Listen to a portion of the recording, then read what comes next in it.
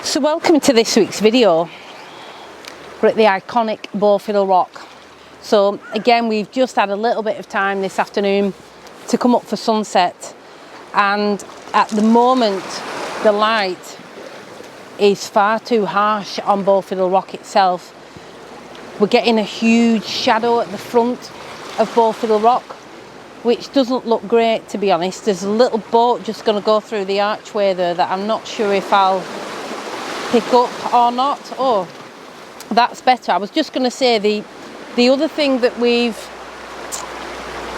sort of got a bit of a challenge with tonight is that high tide was 1:15 and we arrived at 2:15. So the tide's on its way out. Every now and then we do get a little bit of a wave that comes in a little bit stronger, and I'm trying to get some different shots than what I would normally get here. So when we first came down, as you come down the little embankment there's a cave, and we've been in it before but never took any images. So because where the tide is at the minute, I was able to get into the cave and sort of down looking out. It comes across this side here, so you can see part of Bow Fiddle Rock through the cave. And as the water was coming in on a sort of 1 second exposure, it was creating some nice effects. So I've taken a couple of different shots. I've tried to expose for the inside of the cave and then exposing for Bow Fiddle Rock and the sky through the gap in that cave. Yeah, as I say, we're trying to get some different shots, and ordinarily when I come down to Bow Fiddle Rock, I head straight for this middle bit here where we've got loads of rocks in the foreground that lead straight up to Bow Fiddle. So I've come across this side where we've got this quite big rock in the foreground. We've got the edge of this cliff in the midground, if you like, and Bow Fiddle Rock out to sea. Now, I think we're probably not going to get any beautiful textures in the water, except if we get a little rogue wave that comes in and out. So I think it may be that we put some ND filters in and do some long exposures to try and smooth the water instead, rather than having it look a bit messy. I think sort of when you're on a 1/4 second and there's not enough force in that water, it just looks messy. What is quite nice here though is that you can see the pebbles underneath the water. So I'm just going to take another little shot there. So I'm on a 1/4 second at f13, and I'm just going to knock that ISO down a little, and as I say, we've got that massive shadow at the front, which at the moment isn't particularly pleasant. So yeah, I thought we might have picked up a little bit of detail then with that wave, but we haven't. So I'm going to put some ND filters in. What I'll do for you is I'll put the images up that we took inside the cave and the couple here without the filters on, just to let you have a look. And then we'll take some longer exposures and let you see the difference.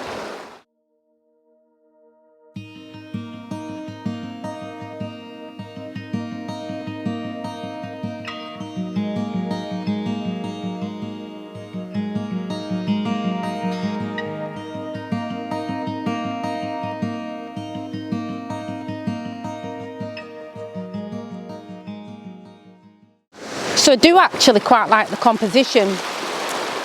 We've got some separation between this rock in the immediate foreground and, as I say, this cliff coming down with Bow Fiddle sort of off to the left. The light is sort of on the shadow, on the rock, coming in and out. And, woo, that was a big one. And I've just managed to try and grab a shot where the shadows were less harsh, and it does look quite nice. Just going again there now, so hopefully this exposure might be quite a nice shot. So we hopefully we'll have a little bit of light but not too harsh, and with that huge wave that we just had come in, that might be quite a nice shot. So I've put a 6-stop ND grad in, and that's giving me 30 seconds, and that is quite nice. We've just got a little bit of this pebble area in the bottom right hand corner. The only thing is we've got no light at all on the immediate foreground or in the midground. It's all on Bow Fiddle, but I suppose Bow Fiddle is the focus of the image. So yeah, I don't know if it's worth doing any longer than 30 seconds, because using that 6-stop ND, it is completely smoothing the water out. And it's nice again because using that polarizer, you can just see under the water slightly. What I think we might do is, because the tide does look like it's receding quite quickly, and over the other side there is some interesting rocks where the waves are still coming in over those. So yeah, I'm quite pleased with that. It's quite nice. As I say, the only thing is that shadow, but as the evening goes on and the sun dips, we might get more of a consistent light, fingers crossed. So yeah, we'll head over the other side and see what we can find there, and I'll put these longer exposures up for you.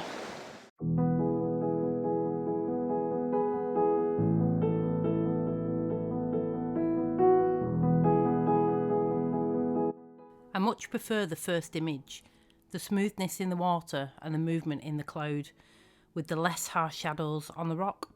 Let us know which you prefer and why. So I've got myself in position. Nice. Oh, lovely. And we have still got these waves that are coming in, and I don't know whether it's because there's more rocks for the waves to break on and sort of crash in on this side.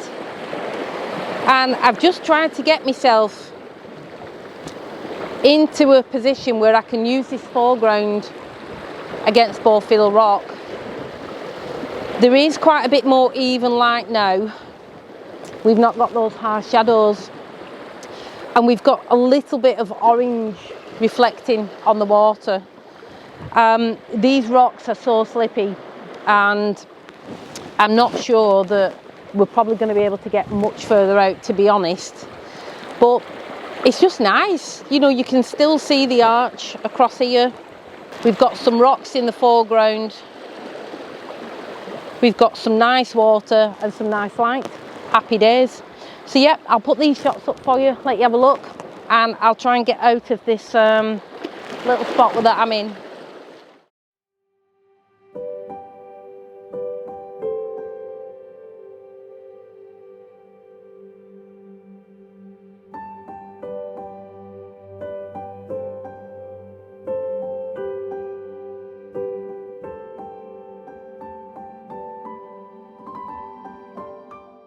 I actually prefer the effect of the water in the second image, but I wasn't happy with the composition.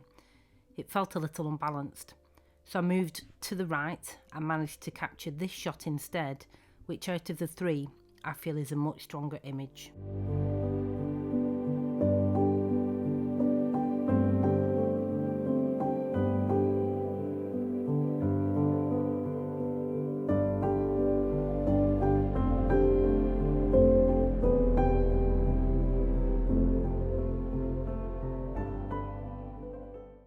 Yeah, so I'm happy with some of the images from both sides there. The eagle-eyed of you might see that I haven't got my wellies on, and I'm not going to mention it. I'm just not mentioning the welly situation. They're at home. So yeah, I'm happy with those images. So because I've experimented and took a couple of different shots inside the cave and around the extremities of the rocks here, I have come back to this central point that is so interesting.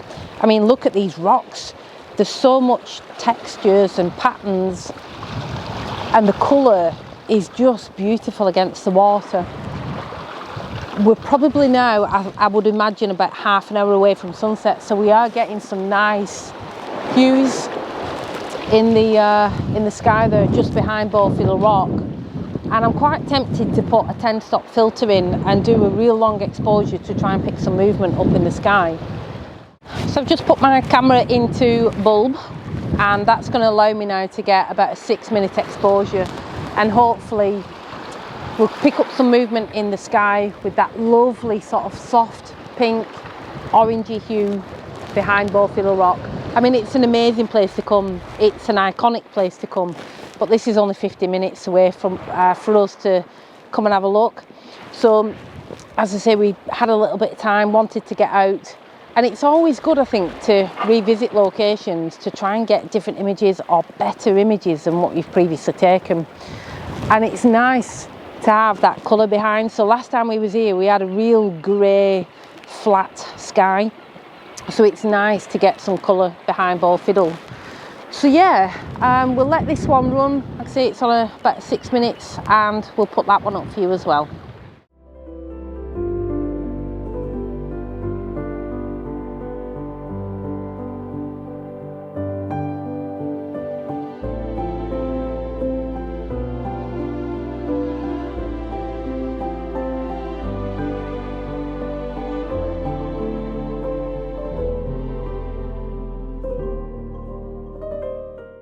If you'd like to join us at Bow Fiddle Rock on a workshop, then head over to Warner-Tate.com.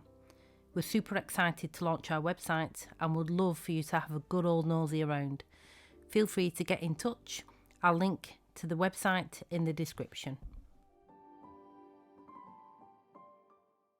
So it's actually 4:10 at the sunset, which is mental, absolutely crazy, isn't it? Yeah. You know, that's the thing as well, I suppose, about this time of year now, is that the sunset is so early that your window of opportunity when you're working is a lot more narrow. Yeah.